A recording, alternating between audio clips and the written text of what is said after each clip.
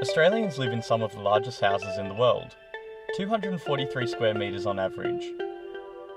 Australian houses are in fact leading the world in growth per capita. There is no doubt that Australians love their large houses. It is part of how many of us were raised, and the iconic Australian dream. Hi, my name is Jonathan Fleming. This is my family home where I grew up. To experience living on a different scale, we've concocted a small experiment. I've agreed to move into a 7.2 square metre tiny house for 2 weeks. And this is what I'm taking.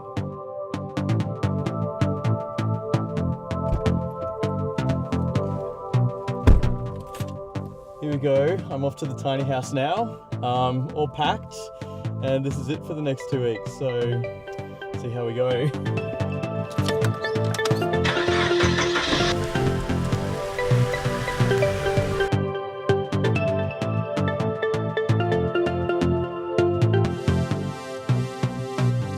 Tiny House is developed in a response to environmental and economic challenges in the United States. My director Natalie and our film crew wanted to find out if the tiny house movement has a place in urban Australian centres.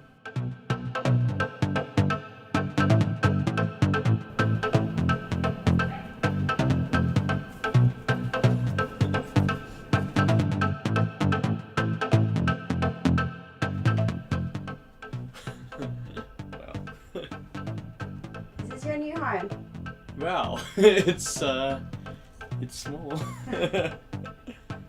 Smaller than you think? Yeah, I don't know. I guess it's more compact. I don't know. Compact is the wrong word. It's yeah, it's smaller than I thought. Yeah. For the next 2 weeks, I'll be going about my usual routine of working and socialising. The only difference being that I will come home to live in the tiny abode. The film crew will visit to track my progress, along with a couple of other special guests we've invited. Got my tea and cups, and that's all that fits in there. A little fridge. Yeah, I'm not sure how much I can actually fit in here. Very tiny little freezer. Oh, chopping board.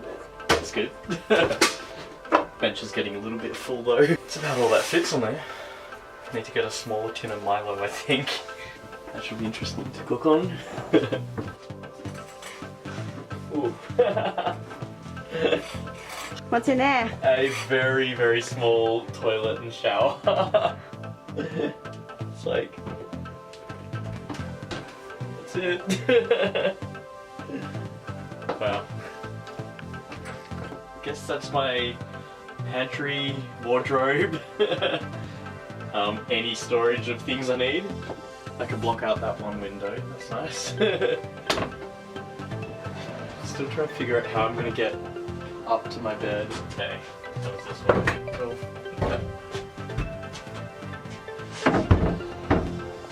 Okay, here we go. Ah, this looks pretty good. Boy, just thinking of getting back down again.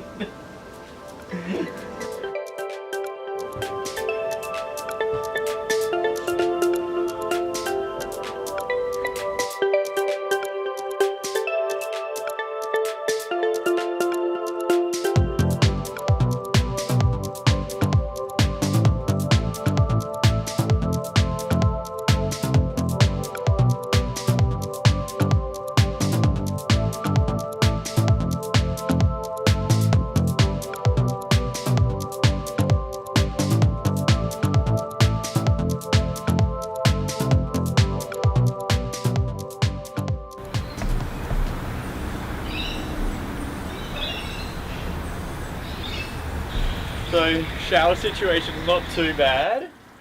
I got rid of the toilet that was in there, that was in here, and now there's a little bit more space.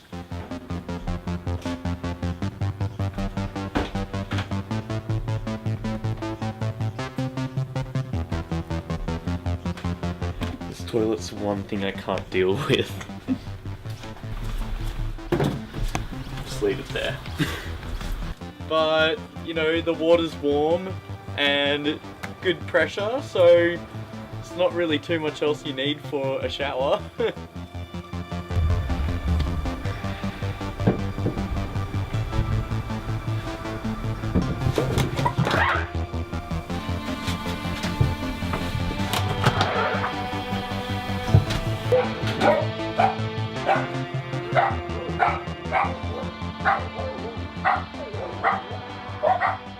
The commute hasn't been great.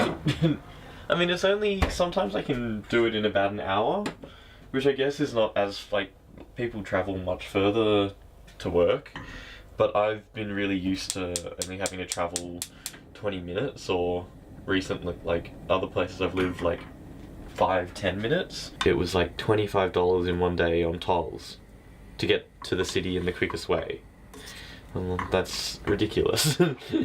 So if you're spending $25 every day and $125 a week on tolls alone, that's, you know, half of rent for someone, you know, for the week. Like, I don't have an oven, I don't have a microwave, so pretty much only got, it's a double burner, but I can really only fit one pan on it, so I've got to be smart in what I can cook in here with my one pan. The real test will come on the weekend when I have people over for lunch. I have to cook for, you know, 8 people. In my old house I could do like a huge grocery shop for the week, get all my food, everything, and now I can only really buy like, okay, I've got this for this meal and I can use it again tomorrow, and then that's my fridge space full. Even just things like that, I'm like, oh, I don't have room to put my pan down straight away.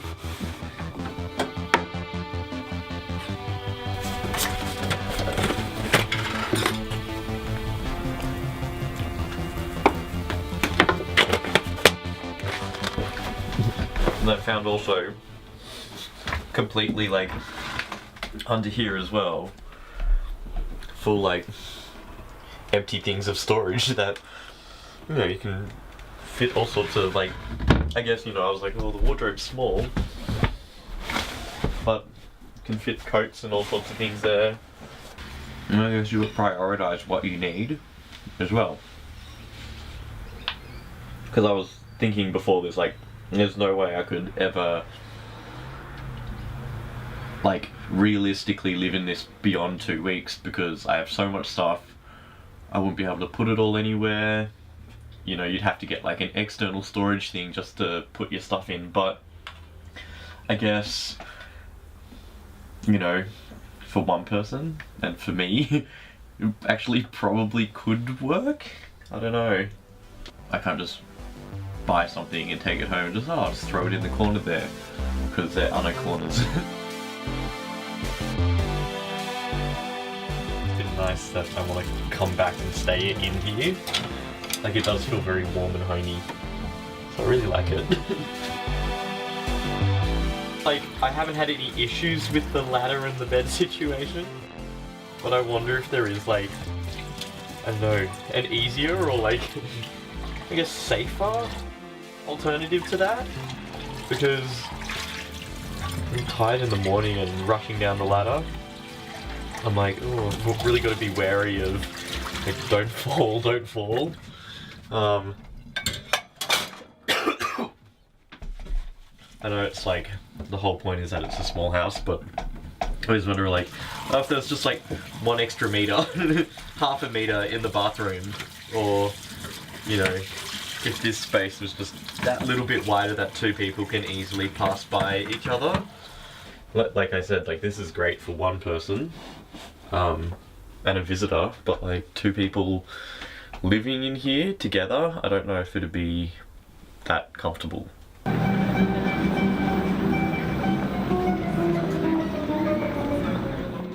Like, that's the actual size of it here. Yes. Do you ever think you could... No way. Do you guys think you could ever live in a space of that size? Most definitely if I got divorced. I guess. Yeah. I could try it. Just too. Yeah. Living in a 4-bedroom house, I cannot imagine. Yeah. What size is the bed? I think it's a double. Double? Yeah. We're gonna have problems.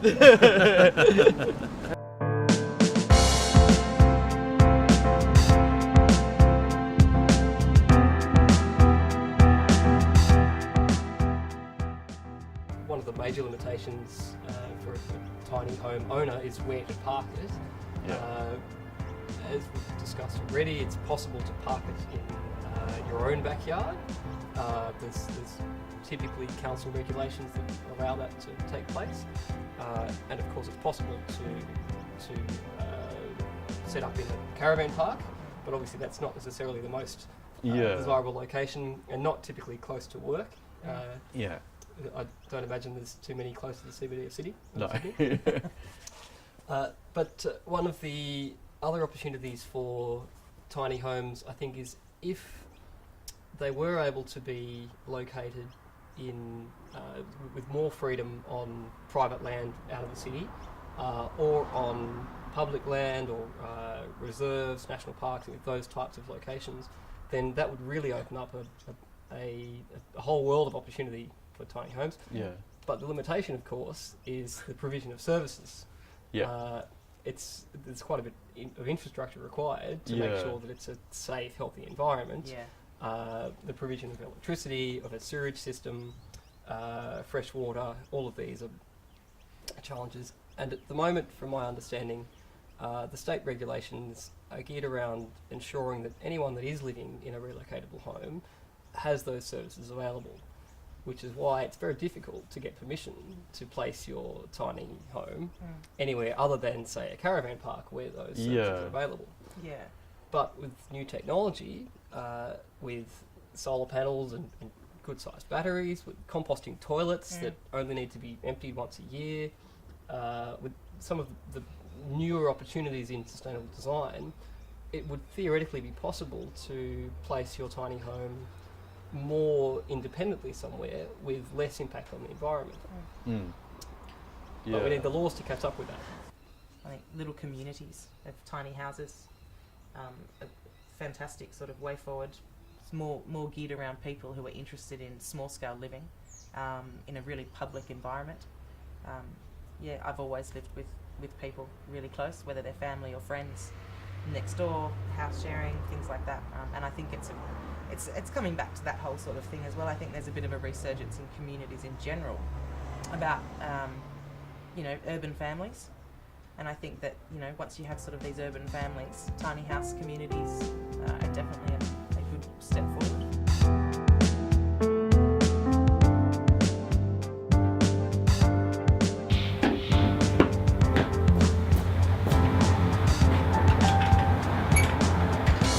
Hi, neighbour. Sort of pass each other in the sort of mornings or in the evening. I might go in and say hi, or she might pop out. But yeah, we sort of do keep it pretty separate, I guess.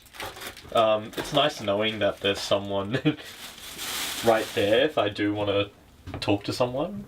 But I've actually been pretty happy keeping to myself in here for the most part.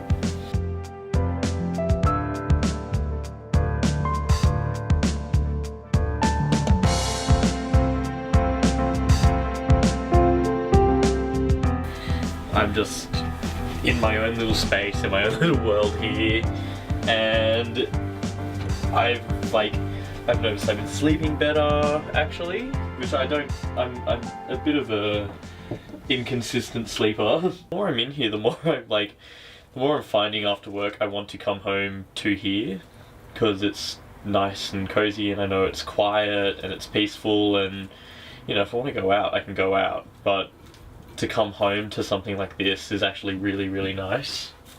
The idea of prospect and refuge comes to mind. So there was a British writer and geographer, J. Appleton, in the 1970s that wrote a book about the experience of landscape. And this was from an aesthetic point of view, but really talking about what you've just been saying about feeling comfortable in your environment. And J. Appleton's theory was that we are drawn to spaces which make us feel like we have a prospect, a sort of a view outwards where we can survey the land, and maybe if we're primitive hunter-gatherers, we're able to spot the animals to go to catch. But somewhere that also gives us a sense of refuge as well, that feels secure and like you were saying before, safe. Yeah. Somewhere that is sheltered but still with the right degree of openness that you can look outwards. I think this feels like it has that balance. I think once people actually see it, it's not as scary a thought as talking about it. Because I know when I was, when I first heard about the project, I was really apprehensive. And the more research that, I did and the more information I was given, the more I sort of was like, yeah, I can give this a go. And now that I've been in here, I think, you have to get used to it, but it's easy to get used to. So I think if people have that information or can experience it somehow, then it's not such a daunting sort of thing. I don't feel isolated at all. I'm still, like I said, I'm going out. I know I'm going out for dinner next weekend, next week, and I've got people coming over on the weekend. So it's not like I'm out in the middle of nowhere when no one can come and see me or I can't see anyone. But I guess the distance being further away does impact the ease of going out, really, just for a drink down the road or something.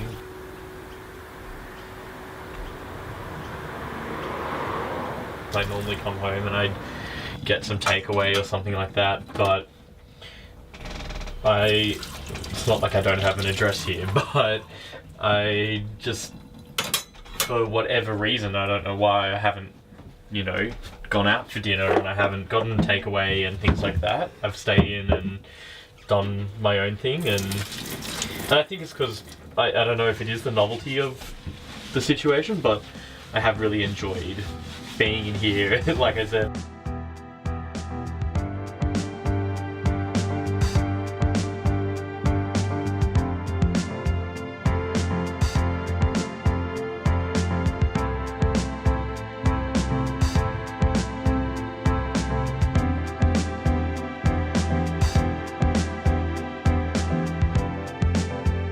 It works for me.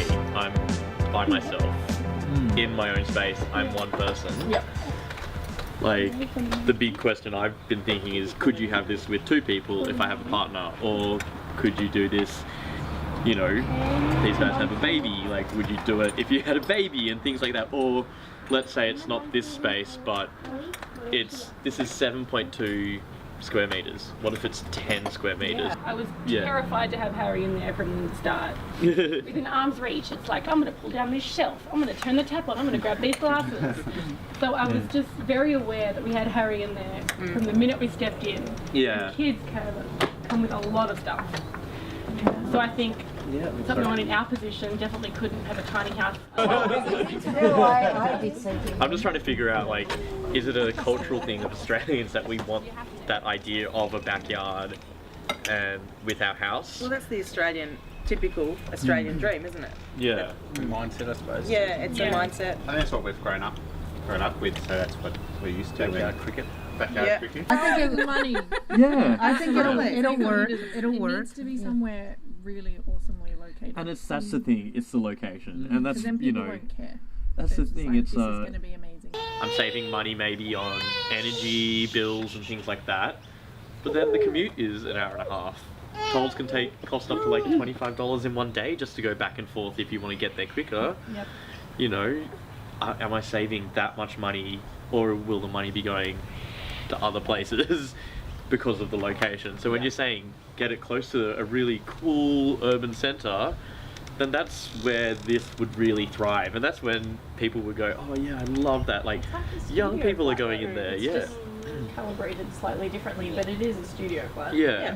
And that's not a foreign concept to a lot of people. Exactly, a lot of people specifically look for studio flat. But at least you're in that space and you're like, this isn't a studio flat where my neighbours the next wall. It is my own little house. You could take down a terrace house and then probably conceivably fit probably 12 of these. Yeah. You know, all the way down. If this has already been around for 10 years and it wasn't a foreign concept to you, becomes the normal. You would be way more open. You'd be like, yeah. The way that apartments becoming the normal. Yes.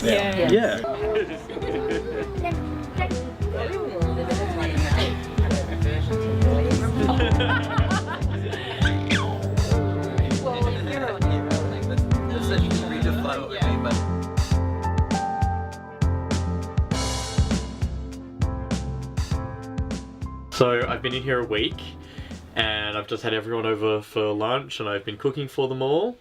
So I thought I'd give a go of trying to figure out or decipher what my little thing up here means about my energy consumption. So it says I've used 6.289 kilowatt hours in the last week.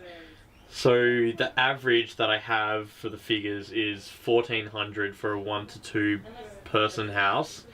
And I think these are 2010 statistics, so 1400 per quarter. Yeah, 1400 per quarter. So divided by 12 for 1 week of that is 116.6. That seems I've used 6.289 in 1 week. And that's, I guess, excluding the gas, but we'll measure that one later.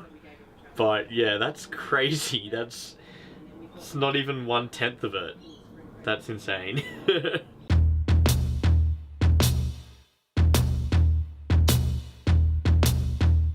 No one's convinced me that this could be a permanent sort of thing.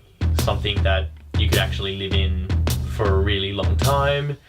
You know, it always seems to get to a point where you can live here while you're young, and then the minute you have a family, you can't live here anymore. I think part of it is that there is no precedent of, like, on a whole in Australia of, you know, in a big way, that this is the norm and people can do this.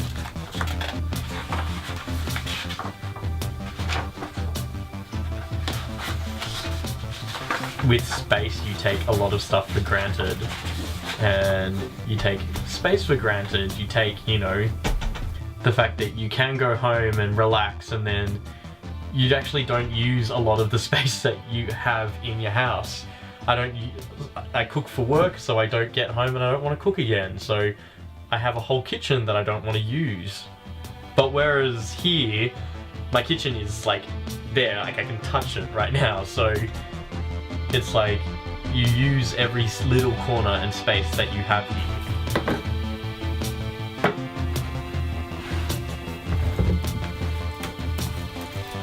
I don't think there's been a point while I've been in here where I'm like, oh, I really wish I had that thing.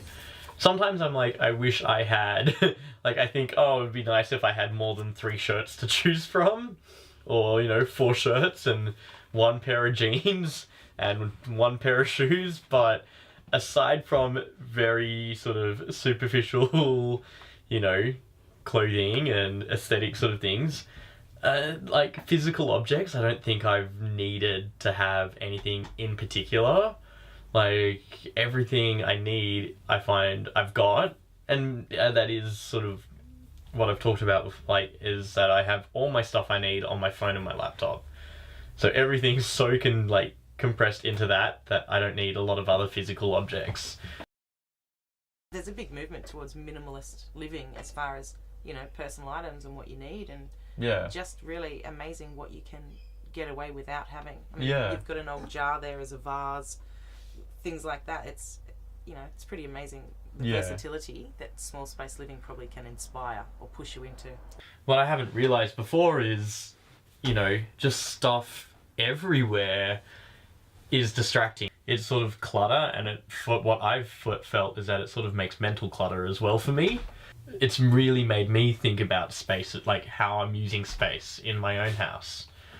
You know, I'm going to be moving into a place soon which has 2 bedrooms, and I'm not getting a flatmate. I'm going to be living there by myself. And there's a lot of space now that I look at it for one person.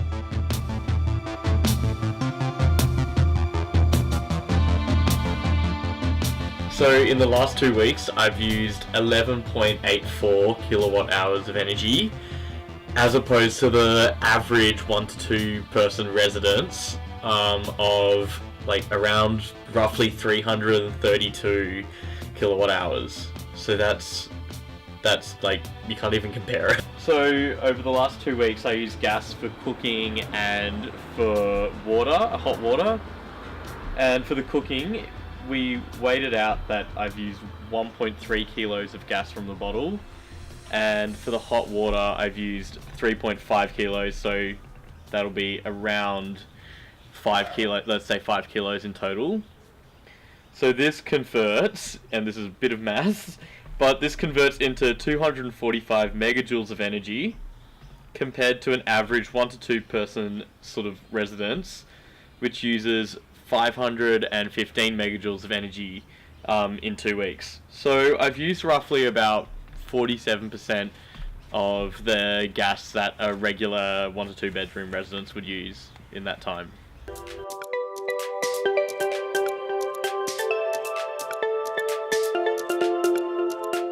The biggest barrier is just the idea of it, I think.